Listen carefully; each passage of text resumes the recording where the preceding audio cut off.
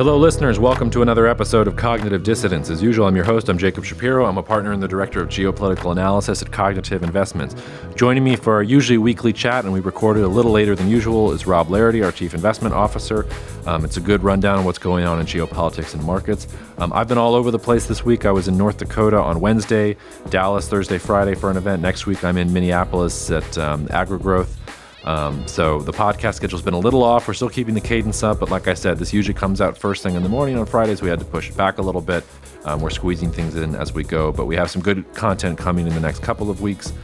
You can email me at jacob@cognitive.investments if you have any questions about the research or wealth management services we provide, or you just want to talk about the podcast or recommend guests.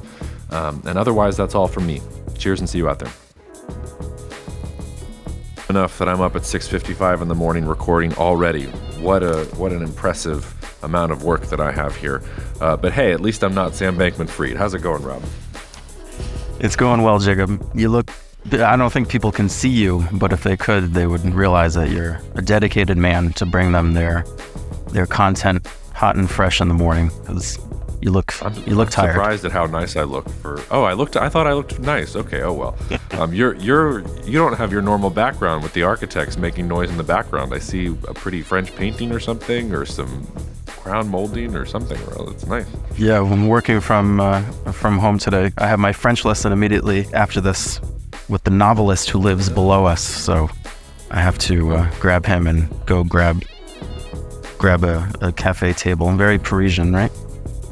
Excusez-moi. I don't want to traipse on your lessons with your French novelist.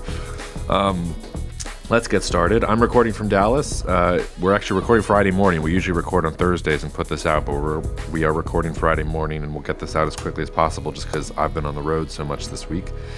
But there's a ton going on this week. And why don't we start sort of as usual with the Fed statement from Jerome Powell, because I've been getting questions about that almost nonstop in the last 24 hours. So I assume you are too, and I assume the listeners are maybe interested in it. And then we can move on to some of the other interesting things happening in the world. But what did Jerome say, and why was it so important, Rob?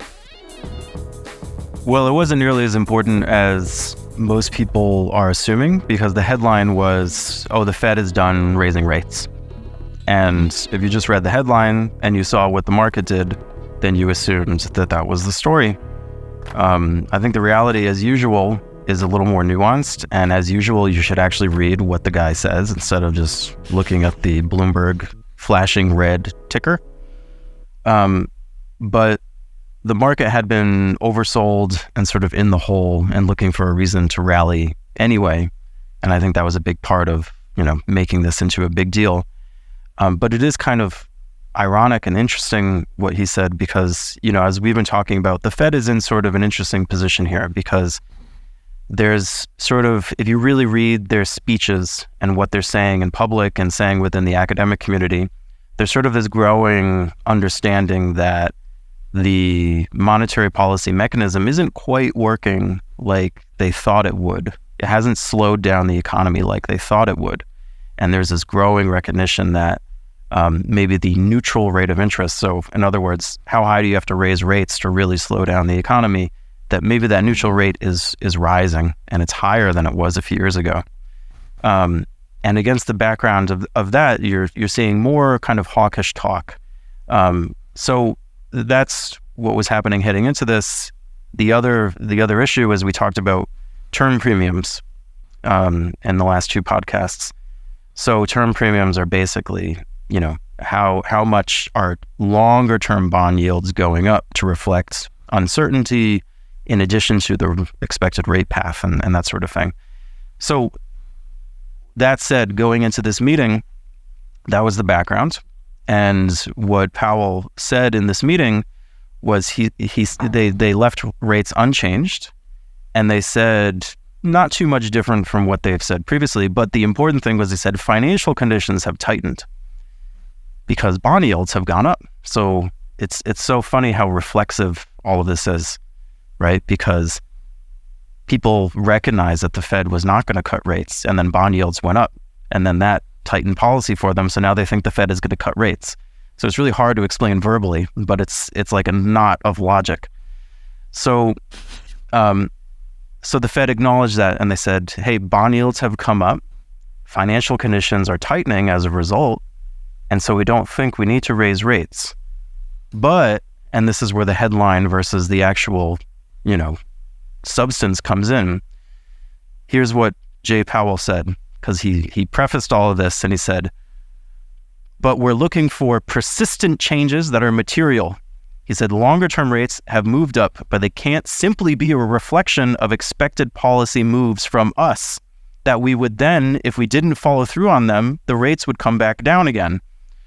So basically what he's saying is we can't come out and say this and have you think that we're going to not raise rates and then have the rates go down, because that eliminates the rate rise in the first place. And of course, that's exactly what happened. So the 10-year bond yields went from 5% down to 4.67% as we record this. And a lot of that increase has backtracked, and a lot of what the Fed a few days ago was citing as a reason not to raise rates is no longer valid. So, man, it's a lot to wrap your head around, but that is markets. It's a mirror, pointing at another mirror, just endlessly repeated. But that's where we are today. What a thankless task Jerome Powell has. He has to try and get around all these different things, and then he has to wake up to guys like us, saying, "Oh, what a ridiculous thing that he's done." I guess the operative question though is, so I don't think and correct me if I'm wrong, I don't think we think they are done, nor do I think we think that the CPI is done. And there are plenty of realistic scenarios where you could see another uptick in prices from here. We're recording here Friday morning. It's still sort of up in the air whether the Israel-Gaza war is going to escalate into something more broadly, but crude is just sitting at 83. You can imagine a world in which we get some pretty large increases in CPI, and then you've got the Fed staring at itself with higher rates and yields going all over the place, but prices are still high. So is this as high as it is going to get from the Fed? Do you believe Jerome, or do you think he's going to be backed into having to raise again? Our sort of baseline expectation remains that rates are likely to go higher from here. And there's ways that could not turn out to be the case, and we're considering those. But again, when you look at the big levers of the global economy, the one thing that has changed, as we talked about last time, is there's signs of weakness in commercial construction. So in the last week, Vulcan Materials reported their earnings. They make aggregates, and they noted a slowdown in warehouse construction, or the backlog of warehouse construction. That's been a major driver in the U.S. Companies like Nucor Steel have come out and said, hey, our backlogs are softening. So there's evidence that the rising rates are starting to bite that commercial construction and industrial construction sector, which has been just on fire. And that's the biggest bear point, I think. But at the same time, I think it's, at least in the near term, it's more than outweighed by the fact that, number one, the inventory cycle in the U.S. has been depressed, as we talk about almost every week, but there's more and more signs that that's rebounding. So the Port of Long Beach last month recorded its biggest month or year-over-year growth for quite a long time in this inventory cycle. Intermodal train car volumes, which are the train cars, where you take the container directly off the ship and drop it on the train. That's an intermodal train car.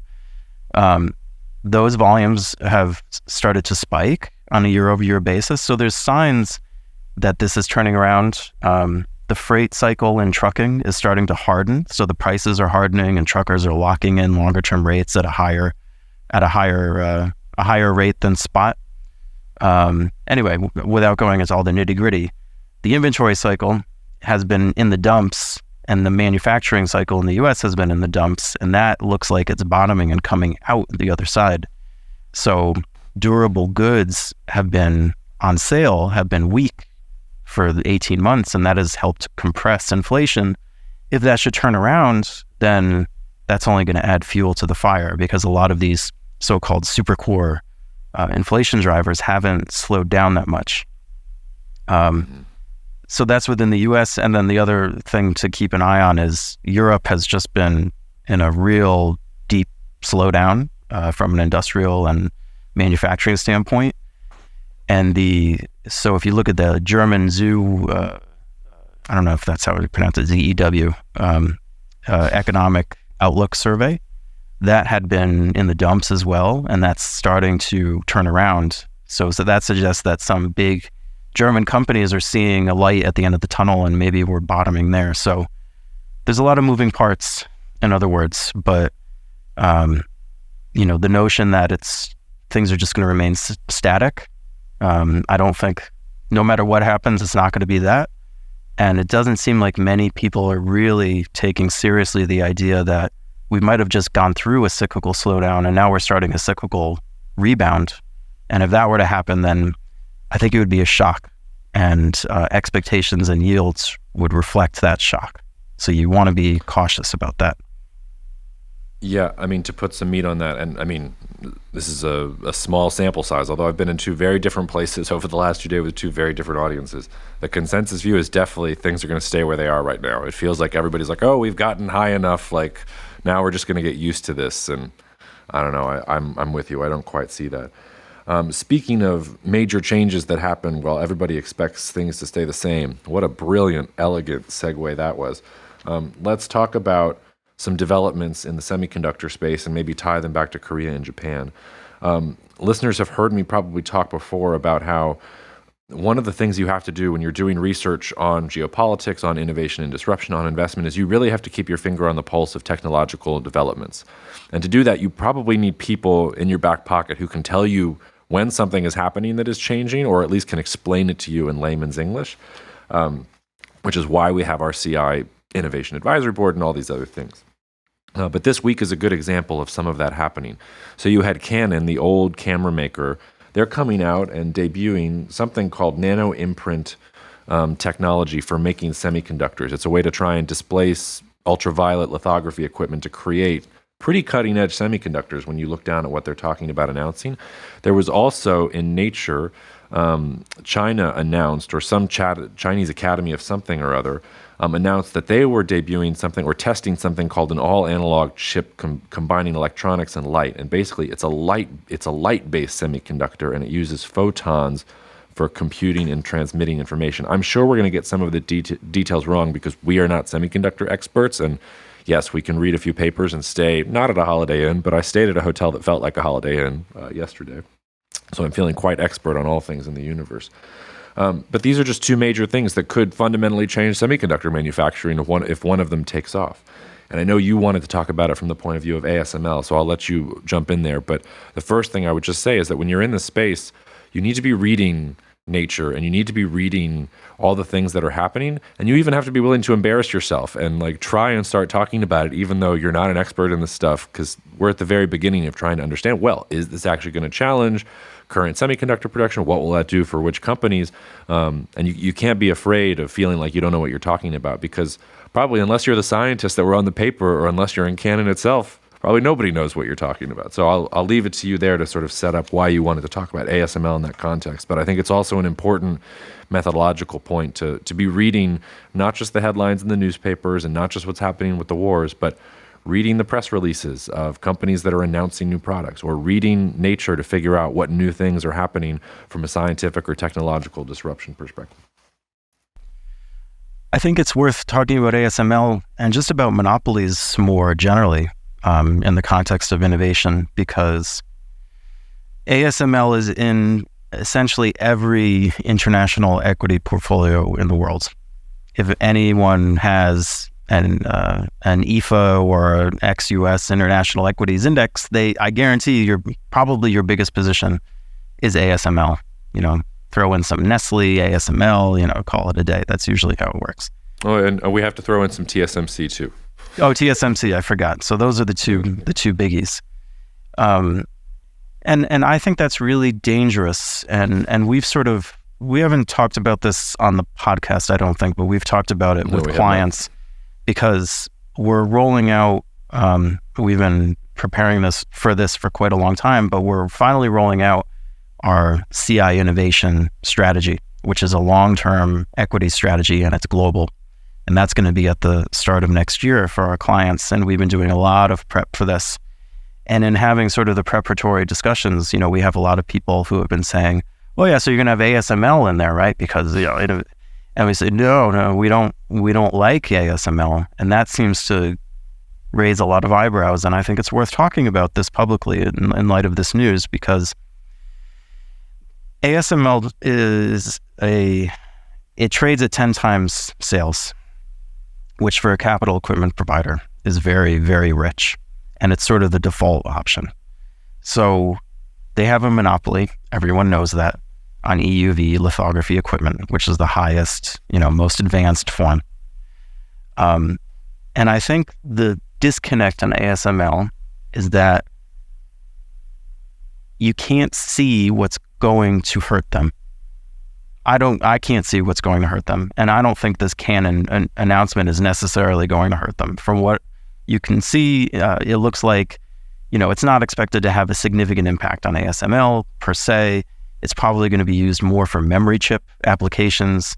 The nano imprint tech that Canon is rolling out is a much simpler and cheaper way to do a lot of this, but it can't really handle some of the very high-end applications. So I'm not talking about Canon, but I'm just talking about the unknown unknowns, to use a Rumsfeldian, phrase. And it's too early in the morning for Donald Rumsfeld, Rob. I don't know if I can stomach that right this second. He's a 2 cup of coffee kind of guy, that's for sure. Like a shot of bourbon kind of guy. Jesus. But the thing about ASML is, especially around innovation, I think when you think about monopolies are so cozy because every investor loves monopolies. They love the moat. It makes them feel like Warren Buffett. Oh, these guys will never get displaced. Look at how complicated they have, mirrors, and just to make the mirrors, you have like 17 different companies and hundreds of millions of dollars and blah, blah, and the argument is obvious. But at the same time, I think if you sort of take a base rate approach and be like, okay, well, how many monopolies that were based on technology, not based on a geographic position, not based on some weird law, not based on some distribution dominance that is just impossible to replicate because of scale, based on technology, how many monopolies like that have persisted over time? And I think it's hard to really think of examples of ones that have. And one historical example I think is worth thinking about is NASA and SpaceX, right? I kind of think of ASML like the NASA of semiconductors. Like 25 years ago, no one would have ever thought that someone could create an alternative to NASA. NASA had the biggest budget. They had all the intellectual capital, all the scientists. The amount of money that they spend on any given project was in the billions of dollars. The amount of sophistication and intellectual heft that they brought to everything was just enormous. And yet, SpaceX, we're here 20 years later, and on a relative shoestring budget, they found ways that were kind of previously unthinkable to navigate around that and to emerge and basically make NASA look like a dinosaur. So I don't know who that company is for ASML, but I think the Canon news, which sort of came out of nowhere, I think it shows you that when the stakes are this high and it's a matter of innovation and new technology development or new technology creation, it's very difficult. I think that risk reward is almost always bad to bet on that monopoly persisting, because you're betting on the unknown unknowns never rearing their head. And I think, the base rates would argue against you in that way. Well, and I think ASML and TSMC, which is Taiwan Semiconductor for those who maybe aren't used to the tickers, in some ways, they're both, I refer to them often as the platonic ideal of globalization. And the semiconductor supply chain was in some ways the platonic ideal of globalization, because you had hyper specialization in relatively small countries like the Netherlands and Taiwan, we're talking about respectively right now, for such critical parts of the semiconductor supply chain. And today, no country can make a supply chain from scratch by itself. It just doesn't work. You have such specialization from all these different countries that it has to be a global supply chain working in concert. And this is where the US-China trade war and geopolitics really comes in, because when the United States went after China in the way that it did and made semiconductors such a central part of its fight against Huawei at the time and now against other Chinese companies, they basically said, all right, well, globalization doesn't work for semiconductor supply chains anymore. So now you have the Chinese government and Chinese researchers and Chinese companies furiously trying to figure out how they can do things without ASML technology, because the United States is leaning on the Netherlands to force ASML not to sell to China in general. You've got Japan, which is also critically exposed to all of this. Obviously, Japanese companies thinking about alternative ways to go about producing semiconductors. So there's a wave of research and disruption that is trying to respond to the bottlenecks that have cropped up in both Taiwan and the Netherlands. I think the one thing I would say is, we're not saying, and I don't think you're saying this, but just to be clear about it, like, we're not saying ASML is going to collapse or anything like that. If you want stability in a portfolio, ASML might be a good company, because this disruption is not going to happen in the next 2 years or 4 years or maybe even 7 to 10 years. It might take that long for the disruption to happen. But that innovation strategy you talked about, it's designed to maximize growth over a 5 to 10 year time horizon. And the thing that you're doing there is you're looking for the next ASMLs. You don't want the monopoly that is already there that really doesn't have to do anything to continue, dominance in its own space, which is the position that ASML is in. And congratulations to them, and congratulations to anybody who figured out 10 years ago was the time to buy ASML. But to your point, now is the time to find, okay, well, what is the other 4-letter acronym in some random country that nobody's talking about that is going to power the next 10 years of growth, rather than the one you can go to the dinner party and say, oh, look, like it's the chart looks like sort of great. So it's not that ASML is bad or anything like that. I just think when you combine the geopolitics plus the market forces against a monopoly built in like that, that's why we're saying we're looking further afield for those other opportunities. Yeah, it's not bad. And, we're not saying it's going to collapse, of course, but we're not going to own it for our clients. Not at 10 times revenues. No, and not in that strategy. We also, we put out a report for our clients on TSMC earlier this year, which looked pretty good in retrospect, but I'm not going to give us any pats on the back there. Let's move on to the place where I actually wanted to give ourselves some pats on the back, which is Ford announced some pretty grim, they were trying not to make it grim, but some pretty grim things about electric vehicle demand. They withdrew their 2023 forecast, although some of that had to do with the pending deal with the UAW union for their workers, but they're also delaying up to about $12 billion in planned investments on electric vehicles, including construction on a major, I believe it's a second major battery plant. They acknowledge that they've had EV sales have grown for them, but consumers don't seem to be willing to pay a premium over a gas or hybrid vehicle, and their profits have been squeezed. They recorded a $1.3 billion loss in Q3 on their Model E unit. So, it looks like electric vehicles is not actually profitable for them at this point. So we've talked about electric vehicles here before and talked about how skeptical we are in the podcast, but here is Ford coming out and saying it. And listeners probably know that Tesla has been slashing prices left and right as well. So there's your setup, Rob. Tell the listeners how they should interpret. Is this the time to buy EV makers on the downside, or is there trouble in paradise? Well, I wouldn't say now's the time to buy it, but as a short seller, part of me is a little bit disappointed because I've sort of been developing this thesis that Ford and GM were likely to go bankrupt if they went ahead with these plans. Because if you really think about it, there was all this yay, rah, rah EV stuff. But when you look at the finances of this, they were spending tens of billions of dollars of investment and vertically integrating in a way that they haven't since, the days of the original Henry Ford. And making all of that investment and taking on all of that risk, essentially to stay where they are, to replicate their existing position, to switch to a new technology that would then displace the other old stuff that they have. So even if you thought that they were capable of doing that, which probably they're not, what's the best case scenario? EVs grow like a weed and they have a bunch of old depreciated crap sitting around and $50 billion of debt on their balance sheet today, plus whatever they have to take on to build out the capacity. So that was looking like a disaster for them, and it seems like this was the logical thing for them to do. So in that sense, I think they've de-risked their business quite a bit. They've made it less exciting because they're essentially acknowledging there's no growth. There's nothing to be particularly enthused about with Ford and GM right now. And a lot of that kind of narrative, the yay, rah, rah stuff is now deflating as they recognize the limitations and the bottlenecks and all this sort of thing. So it's a tricky situation. Ford stock briefly went under $10 this week. And, some of that growth premium is coming out of it, to the extent you could call it a growth premium. A pivoting to the future premium is coming out of it. But I wouldn't say these are attractive companies, and I wouldn't buy them for our clients. But they're not really. They probably saved themselves from going bankrupt by doing this. So I'm a little disappointed in that regard. The twisted mind of a short seller, ladies and gentlemen.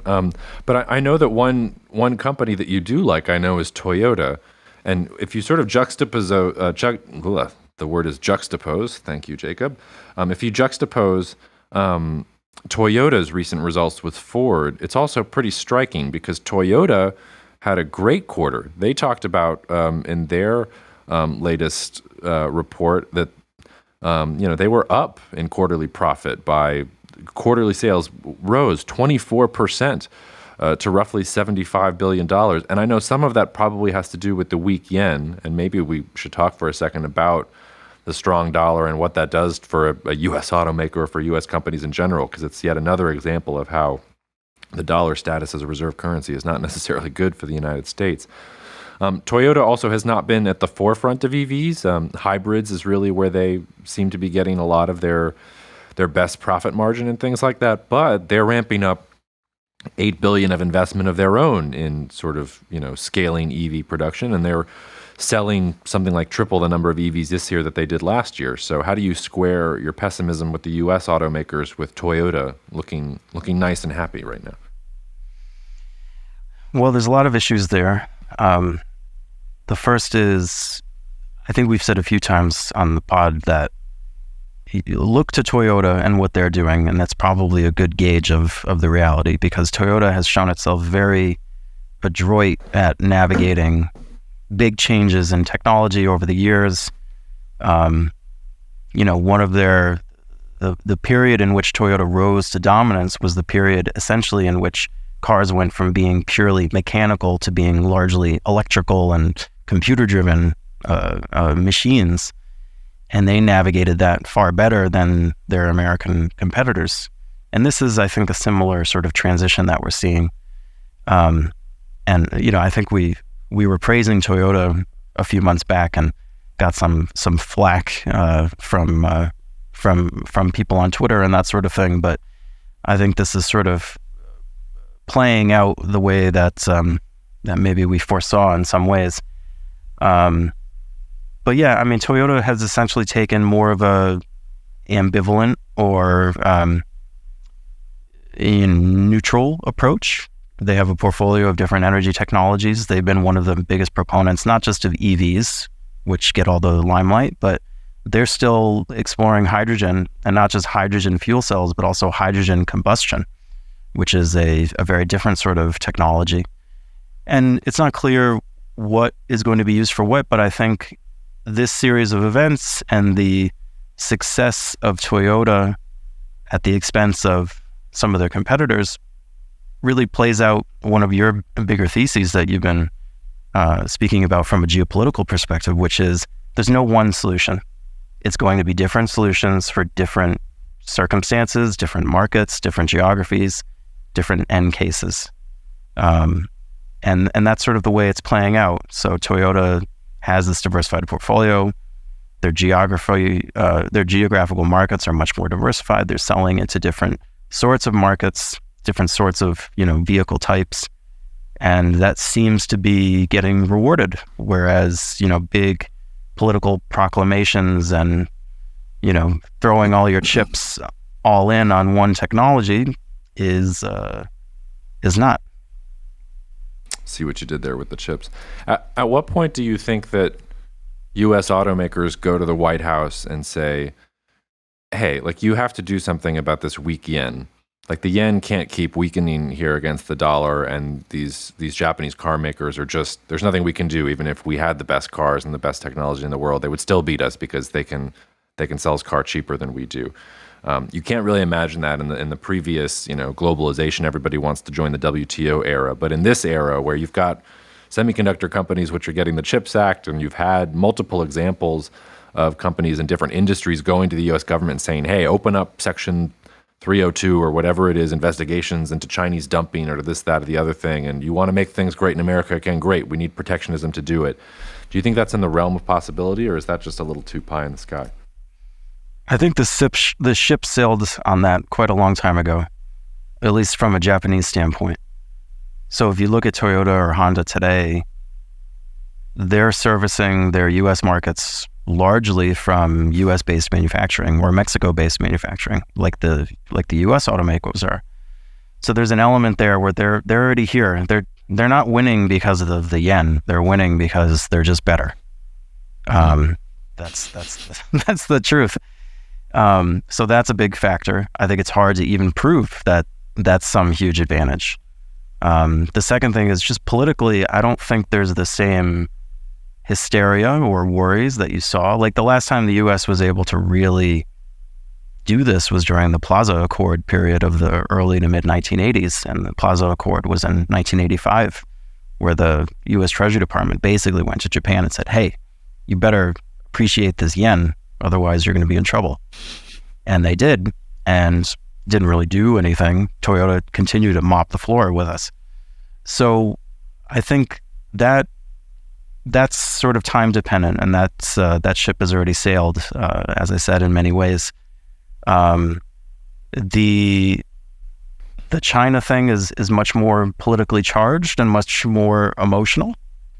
So Japan is in sort of an interesting place, I think, because the weak yen does give them an advantage. I mean, it depends on what sector of the economy you're talking about, because it disadvantages consumption, it advantages export, at least for a time until prices adjust.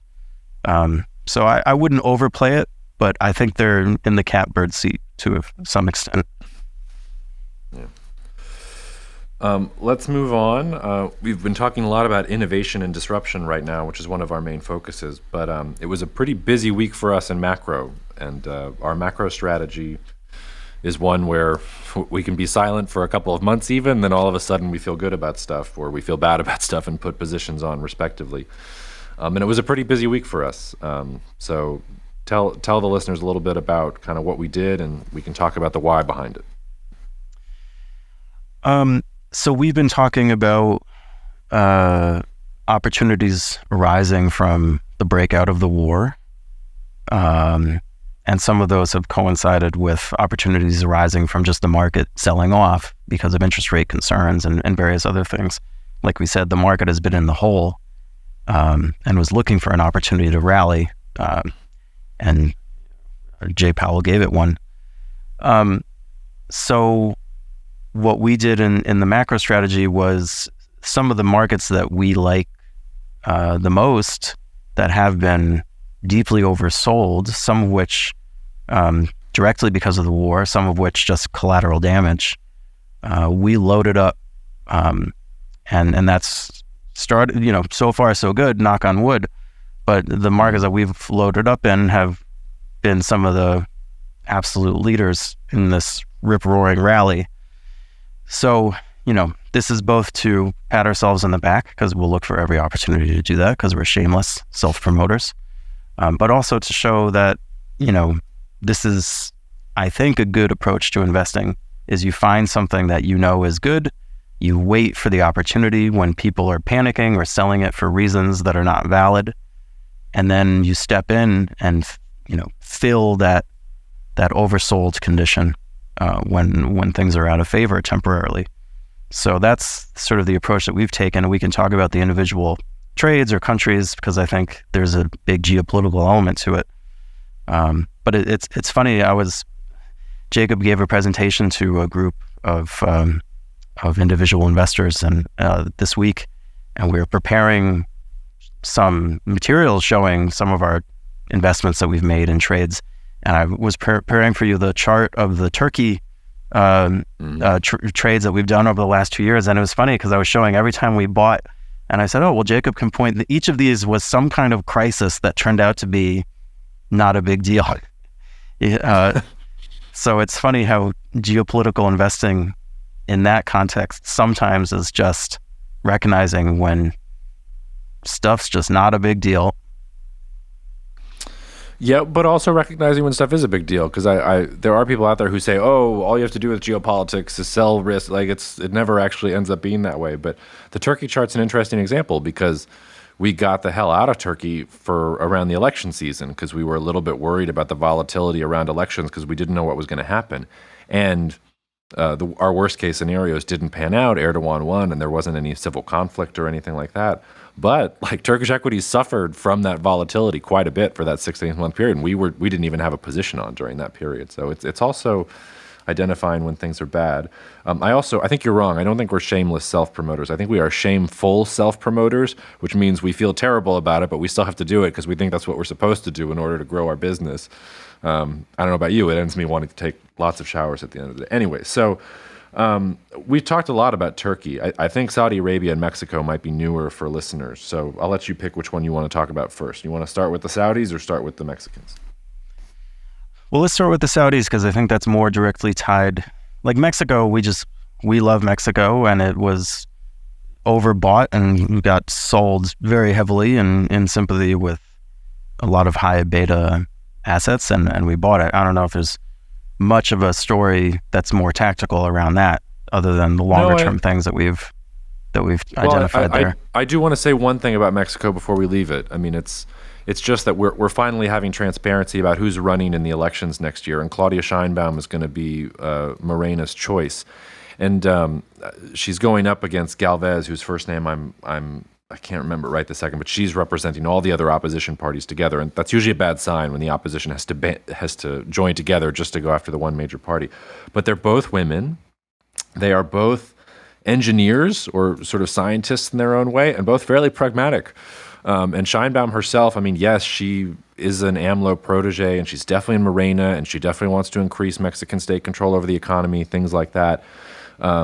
But if you were looking for a best case Morena candidate who was going to rein in some of AMLO's weirdness and excesses, but also somebody who was pragmatic and thinking about what was best for Mexico and Mexican industry, that's your candidate right there. I couldn't help but think about Angela Merkel in 2005, and I know that the latter half of Merkel's rule got sort of dirtied by I don't want to say wrong decisions, but maybe political missteps around migration in 2015-16, and some of how she dealt with the Russia-Ukraine. I mean, all those sorts of things. But if you look back at the full sort of scope of Angela Merkel's career, it was pretty good, and Germany did pretty amazing things, especially in the first couple of years of her rule. And she was a steady hand at the ship. You can see what the loss of the steady hand at the ship has done to German politics ever since she left. So Scheinbaum gives me sort of weird Angela Merkel vibes. Take that as you will. But anything else you want to say there? Or you want to move to the Saudis?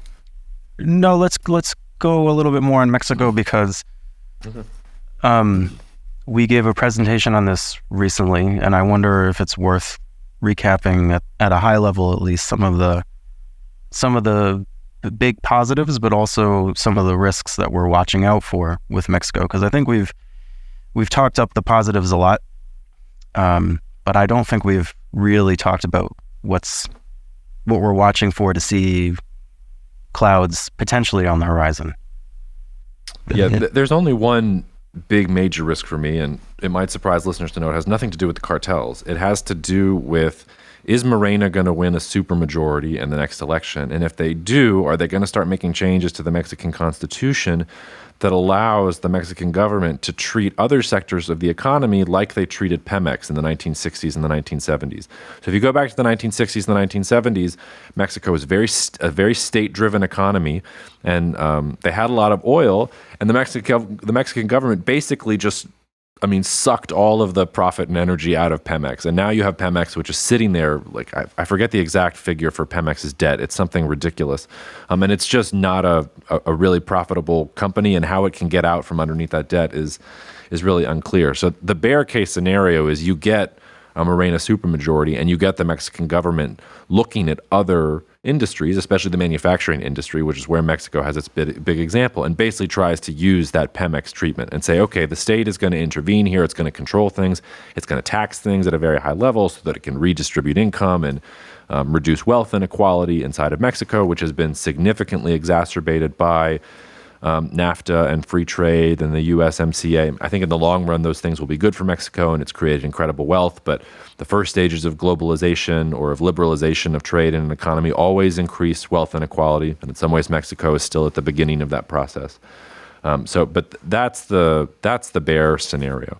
But balancing it is just that Mexico is where it is, and its geopolitical fundamentals are sort of locked in.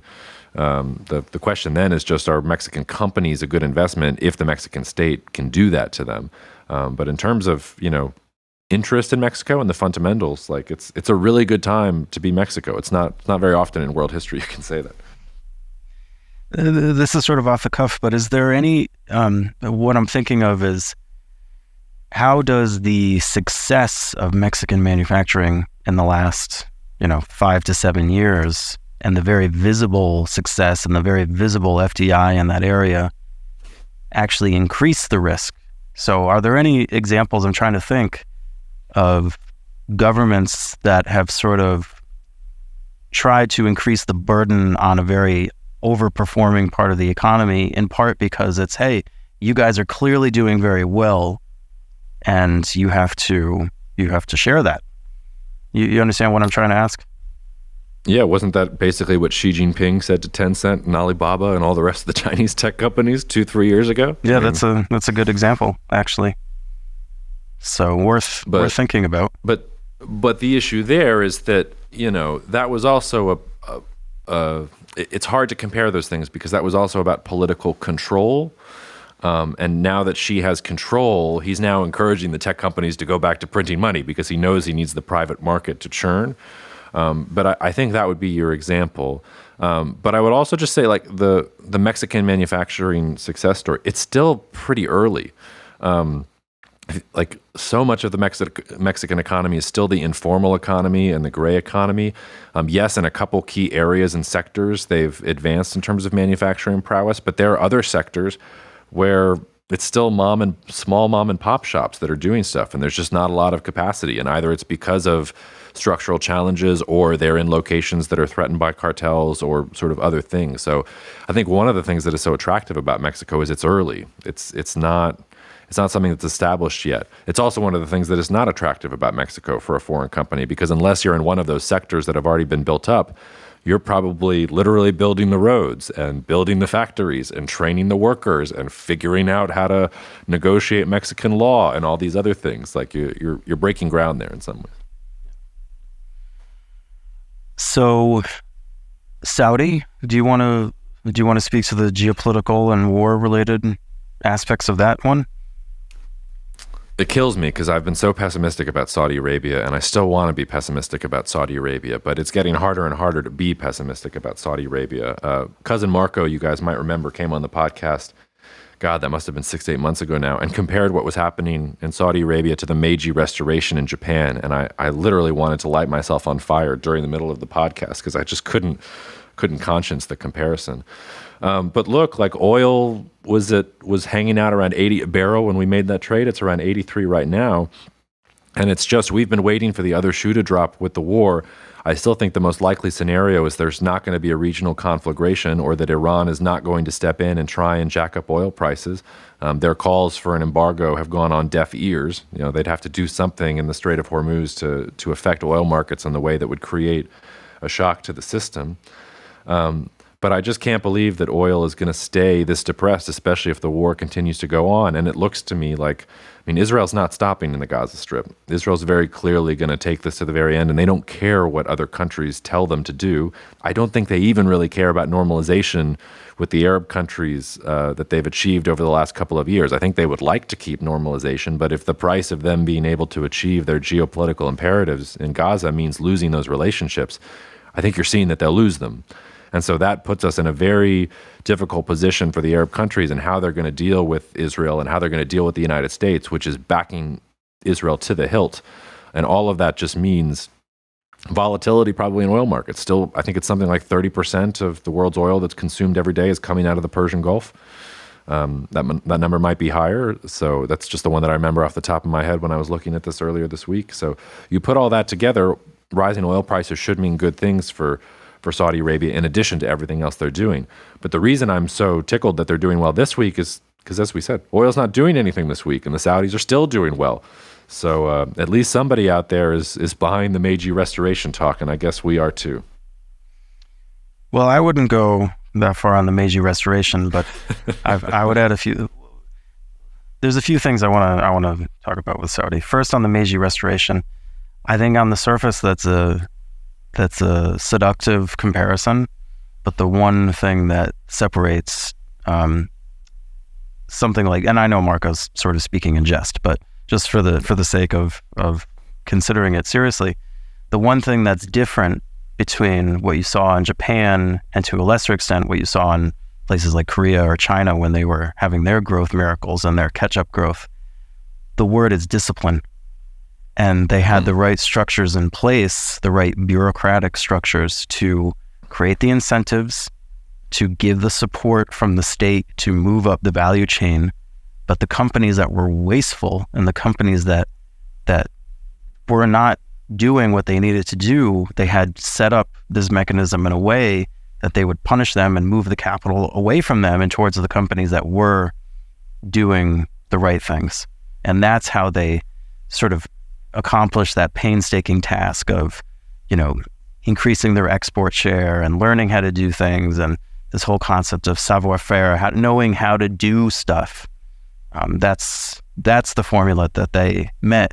And I think as much as on the surface, Saudi appears to be trying to do some of those things, they're throwing massive amounts of money and trying to move up value chains.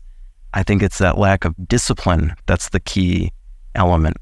And there's an institutional setup issue there, which, is kind of obvious just looking at how decisions are made there relative to how they were made in those other examples. But that, I think, is a really important thing. Anyone who's going to give Kalabu Koulibaly $20 million a year to play football, that's not a disciplined, the Japanese would never have done that. So that's on the Meiji Restoration thing. But well, hold on. Weren't the Japanese buying up like Pebble Beach and other things in the United States at the peak of their bubble? They weren't immune to it. They just didn't care about the soccer that much.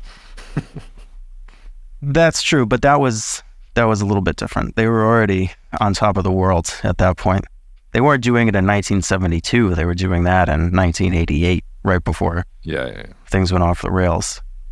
And also, that was right, when they lowered interest rates. So, I don't want to talk about Japan. This is about Saudi Arabia, but, anyway. I'm about to nerd out on 80s Japanese economic history. We don't have to go there. But the thing about Saudi that I think is interesting, too, is as a play on oil, that said, I'm sort of being negative on Saudi, but in the near term, I think it's more positive because they are clearly going to invest a lot, and they are investing a lot. And the nice thing about Saudi is most of the most liquid equities and the biggest components of that index are banks. And banks do well when there's credit growth, when there's fixed asset investment. Their balance sheets expand. They look very profitable, even if they're hiding losses, under the rug that are going to show up later. And the benefit of all this, just from an oil perspective, it's not just, Saudi Aramco is in the index and they're going to do well. It's when the oil price goes up, everyone's credit quality improves in Saudi, and the bank the bank fundamentals improve. So it's sort of this self-reinforcing thing. And if you think that oil prices are at least skewed upward, it's a nice way to get an extra exposure to that is a little more oblique, if that is clear. It is, and it's also a play on, there are very few geopolitical truths out there, but one of them is if you have access to ample, cheap energy, you can do pretty interesting things when it comes to industry, maybe even if you don't have discipline. So when Saudi Arabia threatens to become, they're not just about oil. They want to talk about hydrogen, and they want to talk about petrochem, and they want to talk about emerging in all these industries that are very, very energy intensive, where countries like a Germany are really struggling. Like, that is a place where they really could make a mark and take some market share, just using what they have and without having to do any of the mass cultural changes that Vision 2030 and everything else is talking about. So I do think there's opportunity in that context, how you use cheaper energy in general. I got to go put on a tie and talk to a group of investors and things like that. But the last thing I want to say before we leave, a lot of new developments in the Russia-Ukraine war, a lot of developments in Israel-Gaza. We will have multiple podcasts out next week on Israel-Gaza, by the way, and the Russia-Ukraine situation. You've got stuff on the Knowledge platform if you're a subscriber there. But don't lose sight of the rest of the world, and don't lose sight, especially of what happened in Asia this week. We talk about the Philippines and China a lot. I think the Philippines-China take that we have, namely that China's not spoiling for a fight right now, it's getting a real big stress test, because if you're China, now is the perfect time to test the United States. The United States is distracted. Its carrier battle groups are in the Mediterranean. It's got both Ukraine and Israel that it's supporting wars. It can't really afford a third one right now. So if China were ever going to test the United States on the Philippines, I think now is the time. There's been some pretty significant fighting in northern Myanmar this week, in Shan State, which is on the border with China. And China's even sort of talking to the military junta in Myanmar and trying to figure out what's going on. They've supported that junta since they took over in a coup a couple of years ago because they're enforcing stability. A lot of mineral resources in Myanmar that China takes advantage of. Tin is one of the big ones, but there are other things as well. Just something to keep an eye on here if we're going to get a major uptick in fighting there, especially if it means that the military junta is losing power in Myanmar. And then last but not least, Pakistan is telling over 1 million undocumented Afghans that have been living in Pakistan they have to go back to Afghanistan, and moving them forcibly to the border with Afghanistan and kicking them out of the country. And we're just beginning to see the videos of that process happening and how horrible it is. And maybe it just stays a horrible thing. But when you move 1 million people from one country to another, and that second country has a history of sort of scuttling plans in the global marketplace in ways that nobody expects, I don't know, my antennae were just up. So there are a lot of things happening out there outside of the wars, and I would tell listeners to maybe keep an eye on those 3 things. I'll certainly be keeping an eye on them over the course of the next 7 to 10 days. Anything else you want to talk about, Rob, before we say sayonara? No, I think you have to put a tie on, and my novelist is waiting for me downstairs. So let's get on to. Heaven forbid you should be late for the novelist. They told me to wear comfortable clothes for this presentation, and the thing is, I don't feel comfortable doing presentations if I'm not dressed up well. It's like I'm a medieval knight, except I need my armor on. But instead, it's November, so I get to take out my Christmas tree tie, which is great also for cognitive dissonance. Jacob Shapiro comes in with his Christmas tree tie, and nobody knows what to do. Anyway, I'm rambling. I'll see you later, Rob. See ya. Thank you so much for listening to the Cognitive Dissidence podcast, brought to you by Cognitive Investments. If you are interested in learning more about cognitive investments, you can check us out online at cognitive.investments. That's cognitive.investments. You can also write to me directly if you want at jacob@cognitive.investments. Cheers, and we'll see you out there. The views expressed in this commentary are subject to change based on market and other conditions. This podcast may contain certain statements that may be deemed forward-looking statements. Please note that any such statements are not guarantees of any future performance, and actual results or developments may differ materially from those projected. Any projections, market outlooks, or estimates are based upon certain assumptions and should not be construed as indicative of actual events that will occur. Cognitive Investments LLC is a registered investment advisor. Advisory services are only offered to clients or prospective clients where Cognitive and its representatives are properly licensed or exempt from licensure. For additional information, please visit our website at www.cognitive.investments. The information provided is for educational and informational purposes only and does not constitute investment advice, and it should not be relied on as such. It should not be considered a solicitation to buy or an offer to sell a security. It does not take into account any investor's particular investment objectives, strategies, tax status, or investment horizon. You should consult your attorney or tax advisor.